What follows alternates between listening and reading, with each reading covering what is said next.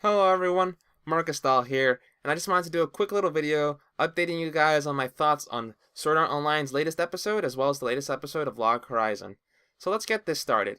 With the latest episode of Sword Art Online, it was mostly coverage of the thing that we saw last week and really just tying together and ending up the Excalibur arc on the whole. I'd say it really does a pretty good job of that. I mean, they really didn't leave anything out that we would want to know, and a lot of the details were just kind of fun, and it was just a pretty good episode to watch. If I had to compare it to anything, I'd say it's kind of weird because it doesn't have the gravity of any of the prior arcs of Sword Art Online, because there's nothing really at stake here aside from just the continued game, but really we don't get to see the way the characters just love this game as much as in compared to something else, like maybe Yui, as to the reason why we might have concerned for her earlier in the SAO 1 arc. So the lack of really any context for how much they care about the game in their personal lives really makes it so that ALO doesn't have the kind of gravity in this situation that it probably should, which makes it so that the episodes, while all of them were good, just didn't hit the notes that they were hitting personally for me.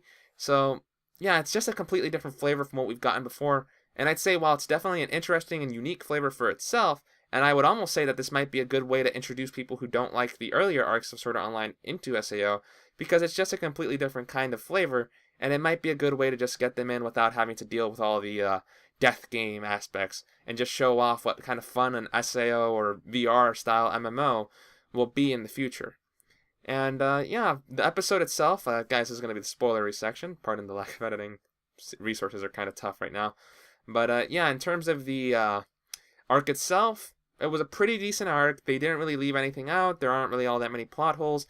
And while it's a little interesting to see that just Kirito and his little group managed to get involved in this kind of quest, and that only they themselves would get to experience it, something that they actually remark in episode 3, it's still a pretty decent arc in that of itself, and the action it provided was certainly worthwhile. I mean, this is some of the best stuff I've seen out of A1 Pictures, including the SAO 1 arc, which goes to show you something, because I personally didn't find the action in GGO itself all that interesting. So the fact that they managed to not only beat GGO itself, but also almost beat the first arc, really goes to show just how good the action itself is. But aside from that, yeah, they just really did a good job of making ALO look like the kind of game I would want to personally play, and it really gets me excited for the future of VR MMORPGs in our real world going forward. So yeah, guys, if you haven't really watched this arc, I definitely suggest giving it a good watch-see if you don't want to take the time out. And even if you're trying to wait till all the episodes are done or you don't really watch SAO, I would almost say to give this arc a try, just this arc, because it really does have a considerably different flavor to the rest of Sword Art Online, and it really covers a lot of little things that I think a lot of people would enjoy. That, and it has a lot of scenes with Shinon being a badass for those of you Shinon fans out there, so Shinon rules. Anyhow, continuing onwards to Log Horizon.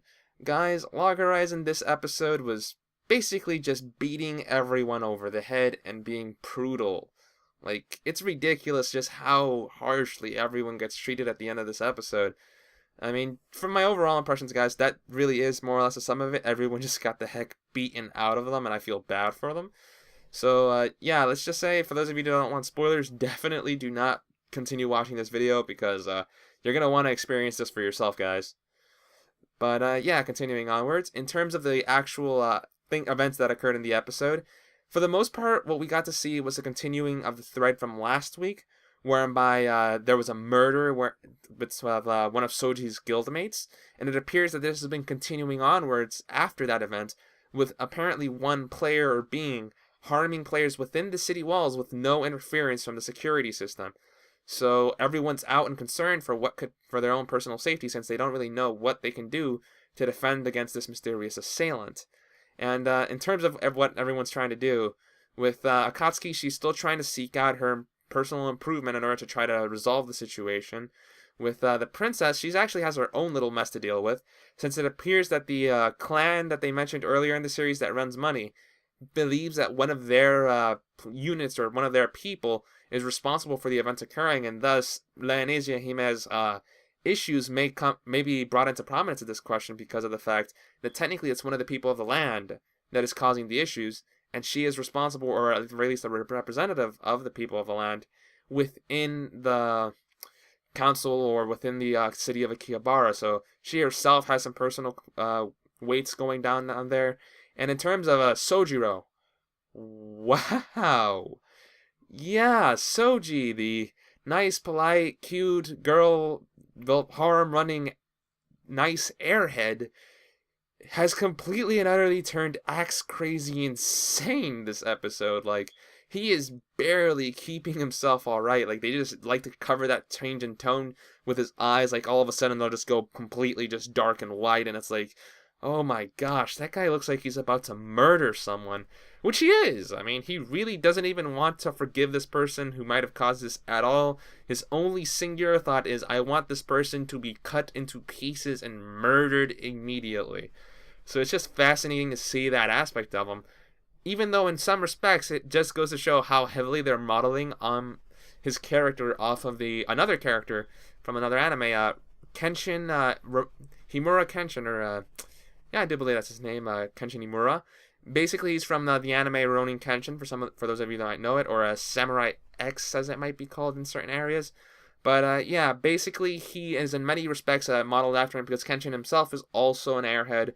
And I find it interesting that they decided to add in his Batosai aspect in some respect, since Kenshin himself would have a sort of dark side to himself, which was his past as a manslayer. So whenever he gets into a situation whereby his own life or the life of people he cares about is significantly threatened, he kind of goes into some like super dark uber mode whereby he's an incredibly powerful warrior, but at the same time incredibly dangerous and a harm to others if they aren't careful.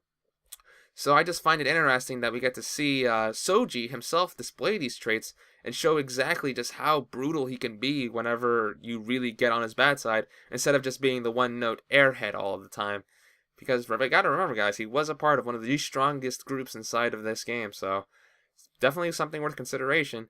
But in the end, all of that doesn't really matter, since both he and Akatsuki get the living heck beaten out of them by the end of the episode, and it seems that they both have been KO'd, actually, and well, respawning over at the cathedral. And it doesn't look like things are going very well for Shiro and Naotsugu and the others trying to clear that quest either, since it appears that something really, really, really bad has gone on over at their quest. And we gotta see more. We're probably gonna get a hint as to what's going on in the next episode, but all in all, it seems like everyone's just getting the heck beaten out of them. So, yeah, guys, that more or less covers my thoughts on this week's 2 episodes of Log Horizon and Sword Art Online. So, yeah, guys, again, I have to apologize for the lack of editing in this video. I am really just completely, like, how should I put it, handicapped in regards to my resources, simply due to the damage that occurred to my computer, which is currently damaged, and I'm currently just running this off of my tablet. So, again, I have to apologize for that, and I thank you for your patience. Well then, everyone, thank you very much for watching this video. And do remember to rate, comment, share, and subscribe if you actually enjoyed the video.